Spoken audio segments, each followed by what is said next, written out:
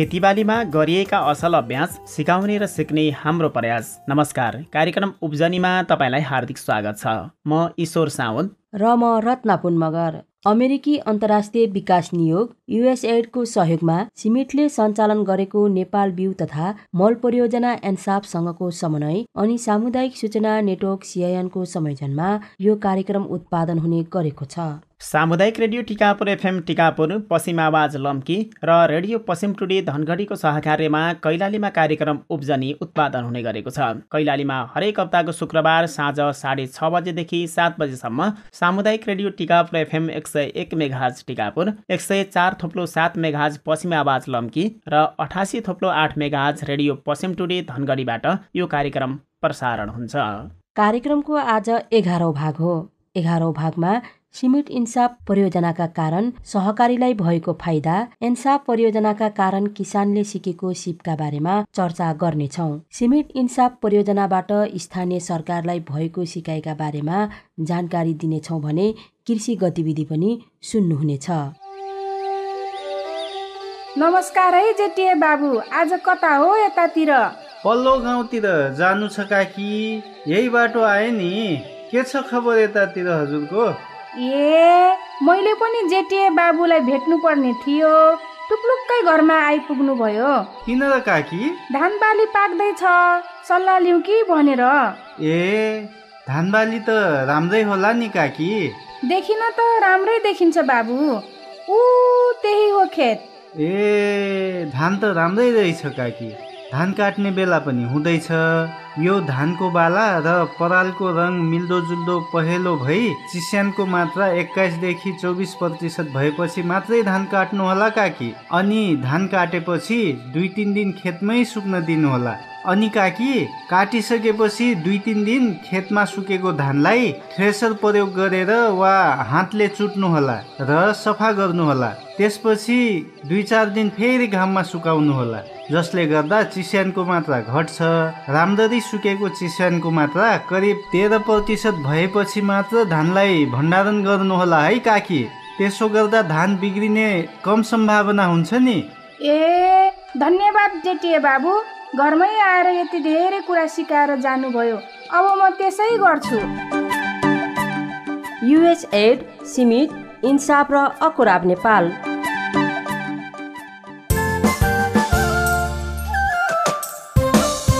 नेपाललाई कृषि उत्पादनमा आत्मनिर्भर बनाउनका लागि तीनै तहका सरकारले आफ्नो योजना, नीति र कार्यक्रम बनाएका छन्। ती योजना कार्यान्वयनका लागि सरकारी तथा गैर सरकारी निकायको सहकार्य भइरहेको छ। यस्तो सहकार्यबाट नतिजा पनि राम्रो आइरहेको छ। कैलालीमा सिमिटले इन्साफ परियोजना सञ्चालन गरेको छ। यो परियोजनाबाट किसानसँगै सरकारवाला निकायलाई पनि फाइदा भएको छ। सुनौ कैलालीको गोदावरी नगरपालिका वडा नम्बर 4 खैरानाका केही किसानहरूको अनुभव। मेरो शुभ नाम बुद्धिराम चौधरी, ठेकाना गोदावरी 4 खैराना टोल। तालिम गरे कृषिको, नसिकेको कुरा चाहिँ सिकियो। अलिअलि अनुभव त सुरुदेखि कृषि काम गरिराखेको छौँ, उठाइ थियो। तालिममा चाहिँ नसिकेको कुरा सिकियो, राम्रो लाग्यो। धान कृषिको तालिम सिकाइ लागेको कुराहरू, कति मल हाल्ने, कति जोताइ गर्ने, कति कुन समयमा कुन तरकारी लाउने, धान कति दिनबाट हुन्छ, पोटास सबै त्यो सम्बन्धीमा सिके। तालिमको आधारमा हालेर लगाइयो खेती। अलि फरक पर्यो पहिलेको भन्दा, तालिम राम्रो भयो। अनुदान पनि आइराखेको छ, दिइराखेको छ। सनुहाट टनेल घर भयो, मोटर भयो, डिजिटल काँटा भयो, सिँचाइ पाइप भयो, च्याङ्फा भयो, त्यस्तो सामान, ट्याङ्की भयो, स्प्रे वाला, त्यो चाहिँ दिइराख्नु भएको छ। सजिलो भयो। अन्त किन्नु भन्दा चाहिँ सजिलो भएको छ। 0.5% तिर्नुपर्छ, अन्त चाहिँ उसको डबल तिर्नुपर्छ, सजिलो भयो। म खुसीराम चौधरी, गोदावरी नगरपालिका 4 खैरानामा बस्छु। अब सिकाइ, अब मल सल हाल्ने सबै चिज सिकायो। सब टङ्की सङ्की दिइराखे छन्, सबै राम्रो लाग्यो। सबै चिज बिस्तारै सिक्दैछौँ भनौँ। पहिला भन्दा त धेरै फरक छ। फरक अब धान तरकारी सबै चिज सिकियो, मल सल हाल्न सिकियो, जम्मै चिज ठिकै लाग्यो। सबै चिज राम्रै छ। त्यही अन्दाजी हालिराखेको थिएँ, अब त्यही नाप गरिहाल्छु तौलेर। हामीलाई अब रोपेर 9-10 दिनमा गोलमोल गरेर अनि मल हालिन्छ, राम्रो हुन्छ। बिस्तारै विषादी किरा लागेपछि छर्छु, अनि भिटामिन छर्छु, त्यो पनि सिकियो अलिअलि, राम्रै भएछ। मेरो नाम महापति कुमारी चौधरी, गोदावरी 4 खैराना। तरकारी तालिम पायौँ, त्यहीबाट कति दुरीमा लगाइन्छ, कति दिनको बेर्ना लगाइन्छ, कति दूरीमा लगाइन्छ त्यो सिकियो। मैले टमाटर खेतीको लागि टमाटर जात अनुसार लगाइन्छ। गौरव जातको लगाए 60 सेन्टिमिटर चौडाइ, लम्बाइमा 50 यस्तै लगाए। बेर्ना 22-23 दिनको लगाइन्छ। त्यही राम्रो हुँदो रहेछ। पहिला त ठुल्ठुलो भएपछि लगाइन्थे, 1 महिना 1.5 महिना भएपछि लगाइन्थे बेर्ना। आजकल चाहिँ 22-23 दिनमा लगाइन्छ। पहिला त 2-3 वटा लगाइदिन्थे एउटै ठाउँमा, अब त एउटा लगाइन्छ। उत्पादन पनि राम्रो हुन्छ। मेरो नाम हरिशरण चौधरी हो।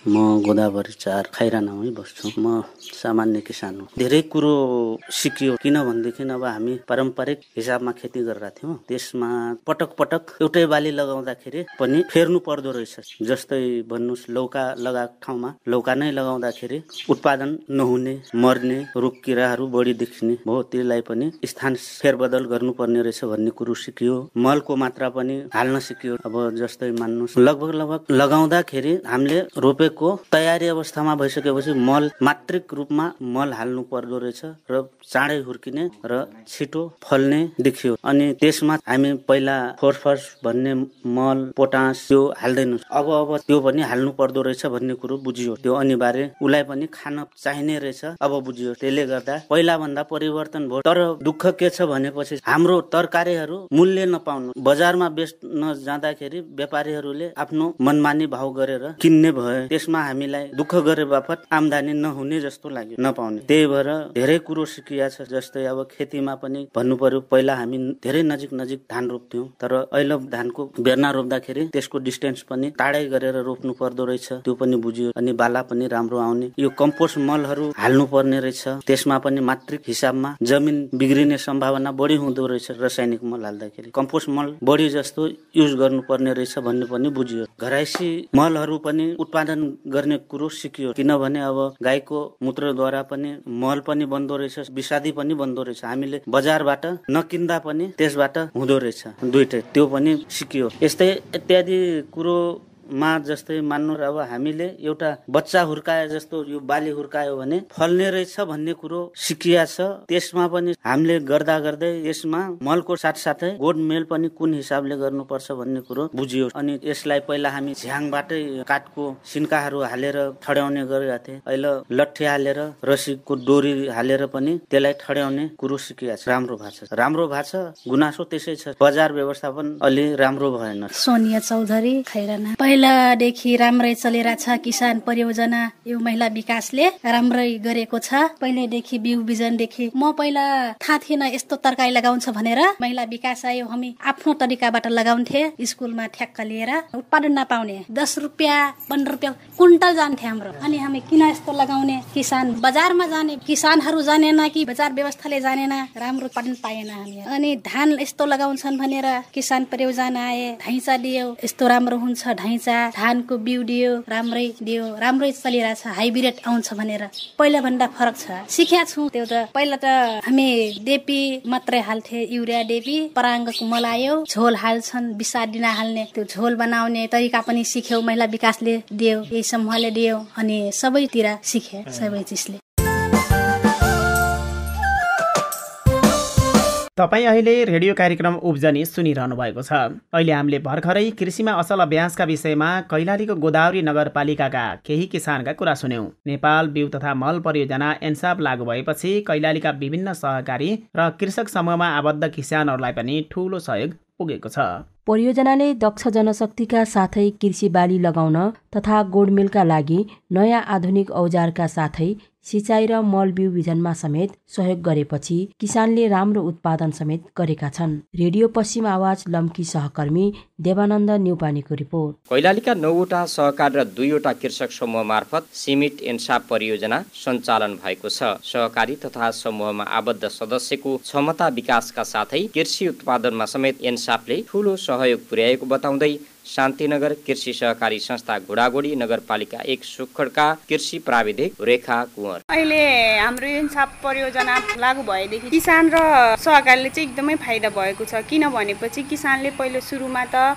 किसानले एउटा अब हाम्रो परियोजनाबाट प्राविधिक नै हामीलाई खटाएको छ भनौँ, अनि उहाँलाई सहज उहाँको घर दैलो फिल्डमै गएर हामीहरूले उहाँहरूको रोग किरा सम्बन्धी जानकारी मलहरू प्रयोग गर्नको बारेमा सहजीकरण गरिदिएका छौँ र यसको साथसाथै धेरै जस्तो यन्त्रीकरण सामग्रीहरू पनि वितरण गर्नुभयो। हाम्रोमा हरियो मल सम्बन्धी मुङ र ढैँचा पनि हामीले वितरण गऱ्यौँ। त्यसको साथसाथै अहिले युरिया चाहिँ कम गर्नुभएको छ किसानहरूले। परियोजना लागू भएपछि सहकारी तथा समूहका सदस्यले आधुनिक कृषि प्रणालीमा अग्रसर भएका लम्कीचुवा नगरपालिका 1 राजीपुरमा रहेको असल सिर्जना कृषि सहकारी संस्थामा कार्यरत कृषि प्राविधिक हरिकला माझीको अनुभव छ। सहकारीले चाहिँ एउटा मकै लगाउने मेसिन, ड्रम सिडर, अनि त्रिपाल, ज्याप प्लान्टर, बोर्डिङ अनि पाइप विभिन्न चिजहरू पाउनु भएको छ। तालिम भन्दा अब हामीले चाहिँ अब विभिन्न बालीको तालिम दिइराखेका छौँ। जस्तै मकैको बेला मकैको तालिम दिएको छौँ, अनि कुन बेला कस्तो के गर्ने, अनि कति पाते अवस्थामा मल प्रयोग गर्ने, कुन अवस्थामा कुन बाली लगाउने, कुन मौसममा बाली लगाउँदा ठिक हुन्छ। अनि हामीले यो जियो कृषिको एपको बारेमा उहाँलाई सिकाएको छौँ। अब जियो कृषिमा चाहिँ मौसमको बारेमा देखाउँछ। त्यसपछि तरकारी बालीको पनि तालिम दिएका छौँ। हिउँदे भयो, बर्खा भयो, बर्खामा र हिउँदेमा कस्तो कस्तो बिउहरू लाग्छ अनि कस्तो कस्तो बालीहरू लाग्छन् भनेर हामीले त्यो जानकारी गराउँछौँ। एन्साप परियोजनाबाट कृषक समूह मार्फत आधुनिक कृषि उपकरणको प्रयोग पनि बढेको छ। किसानको समयको बचत र उत्पादनमा वृद्धि भएको छ। अन्नपूर्ण कृषक समूहका कृषि प्राविधिक पर्मिला वैद्य चौधरी। मेसिनको प्रयोग चाहिँ एउटा पनि थिएन, समय लाग्थ्यो। एक कठा लगाउनु छ भनेपछि दिनभरि जति नै लाग्थ्यो। आजभोलि चाहिँ ज्याप प्लान्टर छ अनि ड्रम सिडर छ, त्यसको माध्यमले लगाइराख्नु भएको छ र सहजीकरण पनि भएको छ। छिटो समयको बचत भएको छ। उहाँहरूको जुन लगाउने क्षेत्रफल हो, पहिला थोरै क्षेत्रफलमा लगाउनुहुन्थ्यो भनेपछि अहिले उहाँहरूको क्षेत्रफल बढ्दै गएको छ। आजभोलि चाहिँ उपयोग पनि गर्नुहुन्छ प्रविधिको अनि सामग्रीको पनि प्रयोग गरेर उहाँहरू उत्पादन चाहिँ बढी लिइराख्नु। नेपाल बिउ तथा मल परियोजना मार्फत सहकारी भएका सहकारीमा 1 जना कृषि प्राविधिकको व्यवस्था गरिएको छ। मौसम र बाली अनुसारको तालिमबाट किसान र सहकारीलाई पनि फाइदा पुगेको बताउनुहुन्छ शान्तिनगर कृषि सहकारी संस्थाका अध्यक्ष दिनेश सापकोटा। यो एन्सापसँग हाम्रो चाहिँ सहकारीमा हामीले धेरै राम्रो चाहिँ सहयोगहरू पाएका छौँ र हाम्रो चाहिँ किसानहरूलाई पनि हामीले त्यो खालको सेवा सुविधा दिनलाई चाहिँ हामीहरू चाहिँ एकदम लागि परेका छौँ। एन्सापसँग सहकारी भइसकेपछि हामीले एन्साप परियोजनासँग सुरुमा त हामीले 1 जना कृषि प्राविधिक त्यहाँबाट पायौँ। त्यसपछि उहाँहरूले चाहिँ अब खेतीबाली किसानहरूलाई चाहिँ आवश्यक पर्ने प्राविधिक कुराहरूदेखि लिएर यस्ता कुराहरूमा उहाँहरूले फिल्डमै गएर किसानहरूको घर खेतमै गएर चाहिँ उहाँहरूले चाहिँ प्राविधिक सल्लाहहरू दिने तौर तरिकाहरू सिकाउने काम गरिराख्नु भएको छ। अर्को कुरा के छ भनेपछि एन्सापसँग हामीले आधुनिक कृषि यन्त्र उपकरणहरू पनि हामीले चाहिँ यो अनुदानमा 50% अनुदानमा किसानहरूले चाहिँ 50% लगानी गर्ने र एन्सापबाट चाहिँ 50% दिएर हामीले त्यो आधुनिक कृषि उपकरणहरू पनि किसानहरूलाई चाहिँ उपलब्ध गराएका छौँ। त्यसले पनि खेती किसानी गर्नलाई चाहिँ किसानहरूलाई चाहिँ सहयोग पुगिरहेको छ। किसानले मल बिउको उपयुक्त स्रोत, प्रयोग गर्ने विधि, समय, मात्राका बारेमा थाहा पाएर खेतीबालीको उत्पादन पनि बढाएका छन्। यसले समग्रमा मुलुकलाई नै फाइदा पुगेको बताउनुहुन्छ सुखडका समाजसेवी तथा कृषक अशोक तिवारी। सहकारीलाई भन्दा पनि प्रत्यक्ष त किसानहरूलाई नै फाइदा छ यस परियोजनाबाट। प्रविधिहरूमा अलि उन्नत भयो, परियोजनाबाट तालिमहरूदेखि लिएर सबै कुराहरूले गर्दाखेरि प्रविधिमा अलि उन्नत भएर उत्पादन बढाउन सक्यो उनीहरूले। त्यसले गर्दा उनीहरूलाई प्रत्यक्ष आर्थिक पनि लाभ भयो, कम क्षेत्रफलमा पनि बढी उत्पादन गर्न सक्ने भयो। त्यसले गर्दा उनीहरूको जीवनस्तर पनि। कार्यालय व्यवस्थापनको लागि इन्भर्टरदेखि कृषि औजार, सिँचाइ, कृषकलाई तालिम, बिउ बिजन र कृषि प्राविधिक राख्नका लागि पनि सहकारीलाई सजिलो भएको छ। लम्कीचुवा 1 राजीपुरमा रहेको असल सिर्जना कृषि सहकारी संस्थाका अध्यक्ष कृष्णा घरती मगर। एन्साम परियोजना लागू हुँदाखेरि हामीलाई सहकारीमा फाइदा मेन भनेको हामीलाई इन्भर्टर दिनुभएको छ हैन। कारोबार गर्नको लागि सहजीकरण भएको छ बत्ती गएको समयमा पनि। दोस्रो चाहिँ किसानहरूलाई पनि एकदमै फाइदाजनक भएको छ, किनकि अहिले आधुनिक तरिकाले जस्तै हामीले पुरानै कुटो कोदालो चलाइराख्नु पर्ने अवस्था नभएर गोडमेलको लागि आधुनिक प्रकारका हामीलाई मेसिनहरू, मकैमा रोप्नेदेखि लिएर छडाउने किसिमको औजारहरू दिएको हुनाले एकदमै सहज वातावरण भएको छ। हिजोका दिनमा परम्परागत रूपमा खेती गर्दै आएका किसानलाई आधुनिक कृषि प्रविधिमा जोड्न र यसमा बानी पार्नका लागि पनि सहयोग मिलेको छ। जानकी 2 कालिकापुरमा रहेको अन्नपूर्ण कृषक समूहका अध्यक्ष पदम बहादुर विष्ट। यो इन्साफ परियोजना आइसकेपछि हामीलाई विशेष गरी बसन्ते मकैमा असाध्यै राम्रो भएको छ।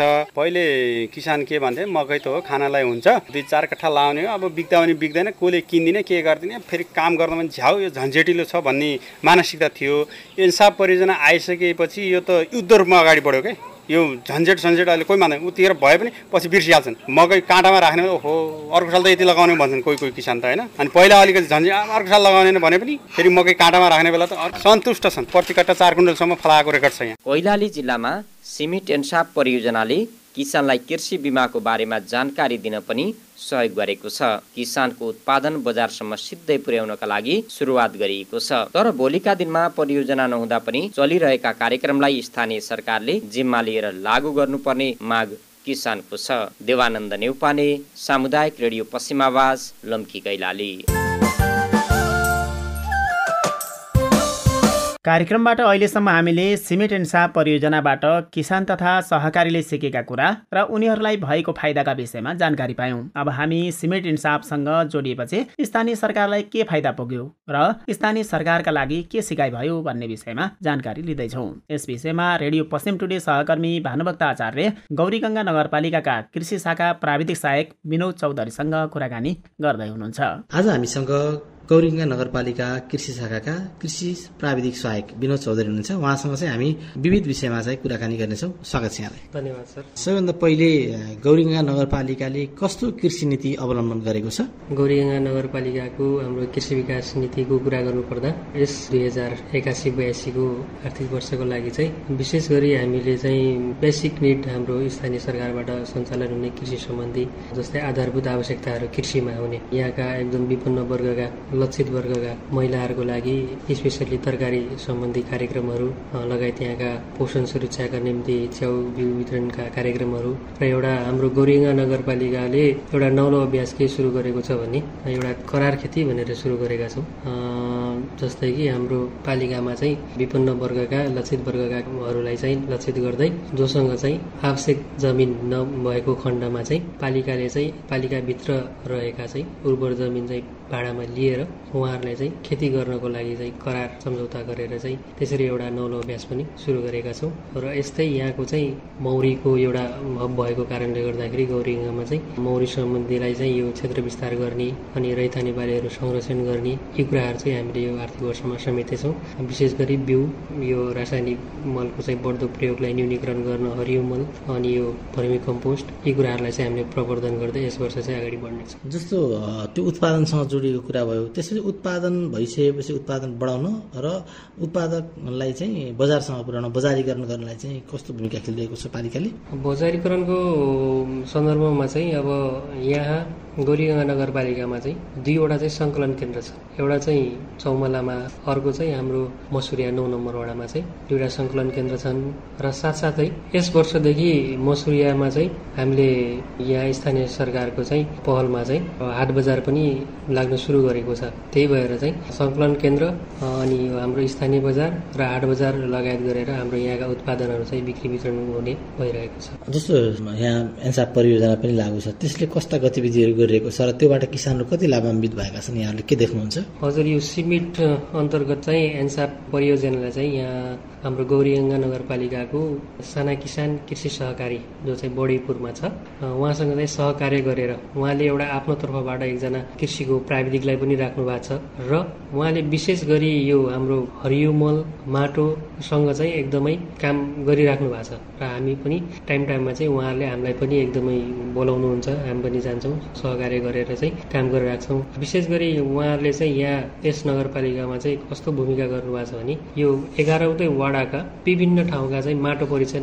गरिदिनु भएको छ र माटो परीक्षण गरेर चाहिँ यहाँ वडागत रूपमा चाहिँ कुन ठाउँको माटो चाहिँ कुन प्रकारको छ र कस्तो खालको माटोमा चाहिँ कति प्रकारको हाल्नुपर्छ भनेर एकदमै प्रसार गरिराख्नु भएको छ र त्यो चाहिँ एउटा डिजिटल सोइल म्यापिङ भन्छौँ, त्यसलाई चाहिँ हामीले त्यो कोअर्डिनेट दिएर डिजिटल सोइल म्यापिङमा पनि हाल्न चाहिँ मद्दत गर्नुभएको छ उहाँहरूले। विशेष गरी त्यही बिउ बिउ र मलमा चाहिँ फोकस गरेर माटो परीक्षण गरेर चाहिँ अब यो बढ्दो रासायनिकलाई चाहिँ बिउ मल मार्फत या अरू कम्पोस्ट मार्फत घटाउने कार्यमा चाहिँ उहाँहरूले एकदमै सहयोग पुर्याउनु भएको छ। जस्तै योभन्दा अगाडि चाहिँ रासायनिक मलको बढ्दो प्रयोग होइन, किसानहरूले चाहिँ खास गरी प्राविधिक कुरा जानकारी नलिएरै मलको प्रयोग गरिरहँदा उर्वर भूमि मासिँदै गएको पनि हामीले पाएका छौँ। जस्तो यो परियोजना पछि चाहिँ किसानहरूमा चाहिँ मलको प्रयोगसँगै अन्य विषयमा चाहिँ प्राविधिक कुराहरूमा कतिको जानकारी आएको देख्नुहुन्छ? अब रासायनिक मलको प्रयोगलाई चाहिँ व्यवस्थित गर्न एक प्रकारको रासायनिक मल पनि आवश्यकता नै हो, तर त्यसलाई व्यवस्थित रूपमा चाहिँ प्रयोग गर्न जरुरी छ। त्यसलाई नै मध्यनजर गर्दै हामीले चाहिँ यस पालिकाबाट हरियो मल प्रयोग अभियान सुरु गरेका छौँ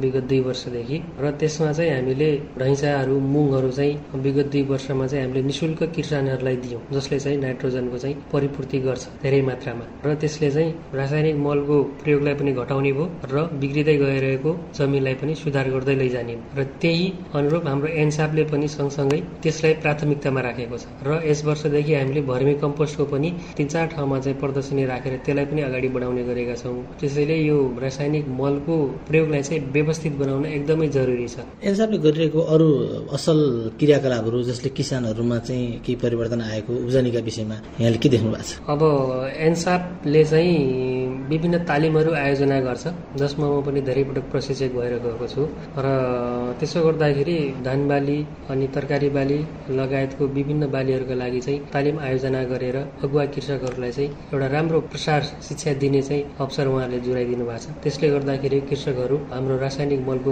प्रयोगको विधिबारे जानकारी हुनुहुन्छ, त्यसै गरी खेती त गरिरहनु भएको छ, त्यसलाई व्यवस्थित तरिकाले कसरी गर्ने त्यो कुराहरूमा अलिकति थोरै अब्बल हुनु भएको छ भन्ने हामीलाई लाग्छ। त्यसो तपाईँ पालिकाको कृषि शाखामा हुनुहुन्छ, लामो समयदेखि कृषि गतिविधिसँग जोड्नुहुन्छ, किसानहरू अझै पनि परम्परागत खेती प्रणालीमै लागेको देखिन्छ। केही रूपमा चाहिँ तपाईँहरूले तालिमहरूबाट उहाँहरूलाई चाहिँ बनाए पनि यो परम्परागत खेती प्रणाली अथवा कृषि प्रणाली र आधुनिक चाहिँ उपकरणको प्रयोगबाट हुँदाखेरि चाहिँ उब्जनीमा आइरहेका भनौँ न उब्जनीमा देखिएका फाइदाहरू के देख्नु भएको छ र किसानहरूलाई के सुझाव दिन चाहनुहुन्छ? हजुर, यहाँनिर अब यो परम्परागत र अहिले हाम्रो मोडर्न आधुनिक खेतीलाई चाहिँ तुलना गर्दाखेरि थोरै यहाँनिर हामी अलिकति कहाँनिर चुक्छौँ भने हामीले सबै चाहिँ बाहिर चाहिँ निर्भर हुनुपर्ने अवस्था छ। त्यस कारणले गर्दाखेरि आधुनिक गरिरहँदा पनि हामीले चाहिँ कस्ट अफ प्रोडक्सन जुन छ, हामीले प्रोडक्सन गर्दाखेरि लाग्ने जुन लागत छ, त्यसले चाहिँ हामीले अलिकति हामी पछि पर्छौँ कम्पिटिसनमा चाहिँ। अब हाम्रो प्रोडक्टहरू चाहिँ उब्जाइसकेपछि ती कुराहरूले चाहिँ हाम्रो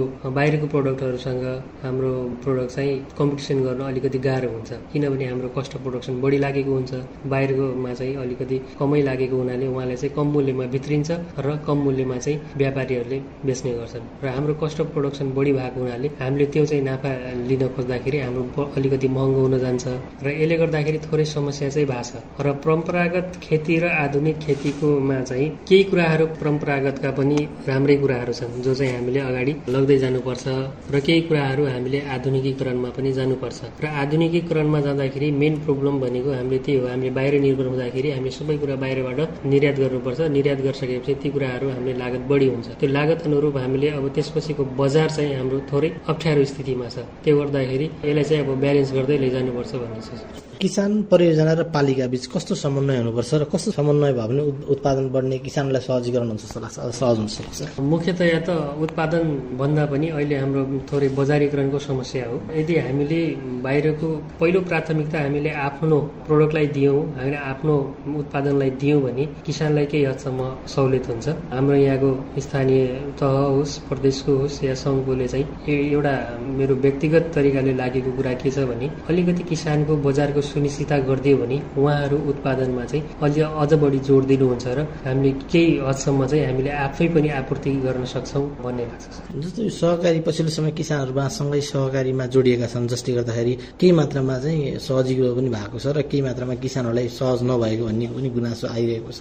त्यो सँगै चाहिँ यो अनुदानमा पनि समस्या आइरहन्छ। यस्ता विषयमा चाहिँ किसान कसरी चनाखो हुनुपर्छ, कसरी नठगिने अथवा कसरी सही सहकारी छनौट गर्ने वा सही अनुदान कसरी पाउने? विशेष गरी अनुदानको कुरा गर्दाखेरि अनुदानमा चाहिँ अब प्राय त्यो स्थानीय तहले त त्यस्तो ठुलो एमाउन्टको अनुदान पनि सञ्चालन गर्दैन, जो चाहिँ अलिकति बढीमा 4-5 लाखसम्मको अनुदान हुन्छ, त्यो पनि क्यासमा चाहिँ एकदम बिरलै हुन्छ। त्यो भनेको सामग्रीमै हुन्छ 50-50% उहाँहरूले गर्दाखेरि हुन्छ र प्राय यसो गर्दाखेरि अब पालिकाले चाहिँ समूहलाई छनौट गर्छ हाम्रो जो चाहिँ सक्रिय समूह छन्। अब यो प्रदेशको कुरा त हामीलाई थाहा भएन सर है, यो सहकारीहरूले अब विभिन्न खालका अनुदानहरू पुँजीगतदेखि सबै कुराहरू प्रदेशले गर्ने गर्छ। अब हाम्रो यताबाट सञ्चालन हुने भनेको विशेष गरी समूहलाई प्राथमिकता, सहकारीलाई पनि हुन्छ, तर एकदमै जो सक्रिय छ, जो चाहिँ कृषि प्रायोजनको लागि काम गरिरहेछ त्यस्तो सहकारीलाई हामी गरिरहेछौँ। र यसमा चाहिँ अब अनुदान हो भने विभिन्न न्युजहरू आइरहेको हुन्छ, कतै पैसा उठाएर सामानहरू वितरण नभएको यी कुराहरू। पहिला चाहिँ उहाँहरूले कस्तो खालको संस्था हो, कुन ठाउँबाट आइरहेछ, के छ, सबै कुरा बुझेर चाहिँ, किनभने यहाँ एकदम नजिकको हाम्रो स्थानीय तह छ, यहाँको कृषि शाखा छ, यहाँसम्म बुझेर चाहिँ उहाँहरूले गर्नुभयो भने उहाँहरूलाई केही हदसम्म चाहिँ सहज हुन्छ। गौरीगङ्गा नगरपालिका कृषि शाखा प्राविधिक सहायक विनोद चौधरीसँग गरिएको कुराकानीपछि अब कार्यक्रम उब्जनीमा कृषि गतिविधिको पालो। यसपटकको कृषि गतिविधिमा कैलालीको भजनी नगरपालिकाले कृषि क्षेत्रमा के कस्ता कामहरू गरिरहेको छ भन्ने विषयलाई समेट्दैछौँ। कृषि गतिविधिका बारेमा बताउँदै हुनुहुन्छ भजनी नगरपालिका कृषि विकास शाखा प्रमुख सुशोभन अधिकारी। हामीले चाहिँ हाम्रो मेयर साहब चाहिँ उता काठमाडौँ डेलिगेसनमा जानुभएको थियो। त्यसमा चाहिँ हामीले त्यो चैते धानलाई चाहिँ मुख्य प्राथमिकतामै राखेको छौँ। प्रत्येक ठाउँमा हामीले चाहिँ अब नगरपालिकाले पनि चैते धानमा गर्नुपर्ने कुराहरू चाहिँ गर्न खोजि नै रहेको छ। प्लस चाहिँ हामीले प्रदेशमा योजना पठाउनु पर्ने बेलामा पनि हामीले चाहिँ चैते धानको चाहिँ क्षेत्र विस्तार प्लस चैते धान प्रवर्धन कार्यक्रम चाहिँ हामीलाई आवश्यक छ, हामीलाई गरिदिनु पर्यो भन्ने कुराहरू हामीले त्यसमा पनि पत्र पठाएर नै राखेका थियौँ। कृषि शाखाबाट नि पत्र पठाएको थियौँ। अनि त्यसपछि अस्ति मेयर साहब डेलिगेसनमा जाँदाखेरि पनि हामीले चाहिँ चैते धानको क्षेत्र विस्तारको लागि भनेर चाहिँ कृषि मन्त्रालयमा पनि हामीले त्यसलाई पठाएको छ। प्लस नगरपालिकाले पनि हेरिरहेको छ। अब हामीले ज्ञान केन्द्र अहिले त्यसमा चाहिँ अब हाम्रो भजनी नगरपालिकामा के छ त भन्दाखेरि प्रधानमन्त्री कृषि आधुनिकीकरण परियोजनाको जोन नै छ। त्यसमा चाहिँ चैते धानको हाम्रो 8 नम्बर 3 नम्बरमा उहाँहरूको जोन नै भएको हुनाले उहाँले पनि त्यो उहाँ पनि अब सङ्घीय सरकारी कार्यालय भएको हुनाले उहाँहरूको पनि फोकस त्यसमै छ चैते धानमा। प्लस नगरपालिकाले पनि अब उहाँहरूले चाहिँ आर्थिक सहयोग गर्नुभएको बेला हामीले प्राविधिक सहयोग गर्ने गरेका छ। हामीले पनि तालिमहरू सञ्चालन गरिदिने, अघिल्लो पालि चाहिँ उहाँहरूले यो जोनहरू सञ्चालन गर्नुभएको थियो, त्यसमा चाहिँ हामीले चाहिँ हाम्रो प्राविधिकहरू पठाएर चाहिँ हामीले प्राविधिक ज्ञानहरू दिने गरेका थियौँ चैते धानको बारेमा चाहिँ। त्यसरी नै अब मिलेर नै हामीले चाहिँ गइरहेका छौँ। प्लस आगामी दिनमा पनि अस्ति हाम्रो ज्ञान केन्द्रको प्रमुख सर पनि हाम्रो नगरपालिकामा नै आउनुभएको थियो। हाम्रो चाहिँ ज्ञान केन्द्रको प्रमुख सर, हामी के अरे कृषि शाखाको टोली प्लस चाहिँ हाम्रो नगर प्रमुख सरको चाहिँ हामीले चाहिँ बैठक बसेर चैते धानलाई चाहिँ भजनीको चाहिँ मुख्य प्राथमिकतामा राखेर लगभग हाम्रो अब 900 हेक्टरदेखि 1000 हेक्टरमा नै चैते धान उत्पादन हुन्छ, त्यसमा त खेती गरिन्छ। त्यसले गर्दा चाहिँ त्यसलाई चाहिँ मुख्य उसमा चाहिँ राखेर चाहिँ हामीले अब अस्ति नै ज्ञान केन्द्रसँग पनि हाम्रो चाहिँ लगभग सल्लाह भएको छ कि सकेसम्म चाहिँ हामीले उहाँहरूलाई चाहिँ त्यो धान सुकाउने मेसिनहरूदेखि लिएर, किनभने चैते धान त अब असाढको पहिलो हप्तातिर अथवा चाहिँ असाढको दोस्रो हप्तामा काटेर सकाउनुपर्छ। त्यति बेलासम्म अनि फेरि त्यहाँ अब बाढी कहिले आउँछ भन्ने नै टुङ्गो छैन, अनि आउनु सुरु भइहाल्छ।